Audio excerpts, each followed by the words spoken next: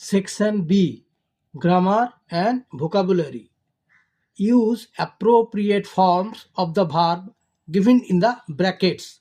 Number 1. At last 89 people blank. Option তিনটি আছে কি killed, was killed R were killed। তাহলে সঠিক উত্তরটি হলো পিপল, 89 পিপল প্লুরাল, সেই জন্য এখানে হলো were killed।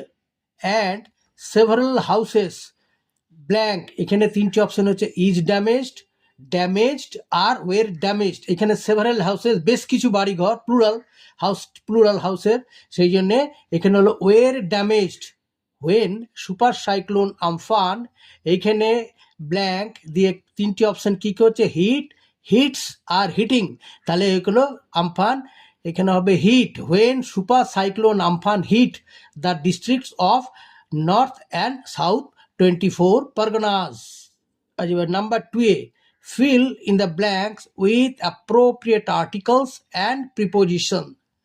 English as blank subject, as a subject, is difficult.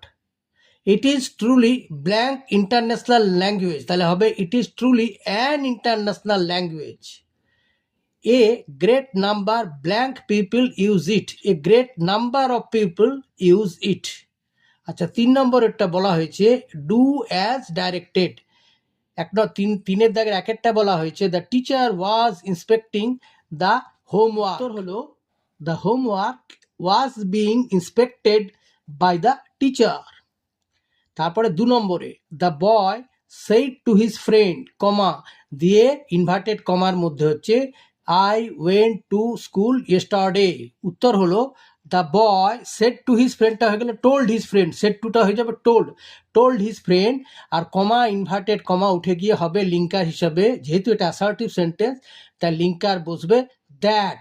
তাহলে দ্যাট, এবারে আইটা হয়ে যাবে ফার্স্ট পারসন, মানে যেটা আছে ইনভার্টেড কমার মধ্যে সেটা স্পিকারের পার্সন হবে, মানে ছেলেটি দ্য বয় মানে থার্ড পার্সন, তাহলে হয়ে যাবে হি।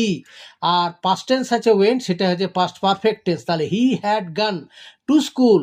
এবারে ইয়েস্টারডেটা হবে দ্য প্রিভিয়াস ডে, ইয়েস্টারডের পরিবর্তে হবে দ্য প্রিভিয়াস ডে। তার উত্তর হলো the boy told his friend that he had gone to school the previous day. Number 3, a hardworking man science in life. হ্যাঁ, make it a complex sentence, মানে এটাকে জটিল বাক্যে পরিণত করতে হবে। তাহলে 3 দাগের উত্তরটা লিখে দিয়েছি, a man who is hardworking, এমন একটা মানুষ যে কিনা পরিশ্রমী, সায়েন্স ইন লাইফ। অথবা আরেকটা হতে পারে a man who works hard science in life. দুটো উত্তর করে দিচ্ছি, ঠিক আছে?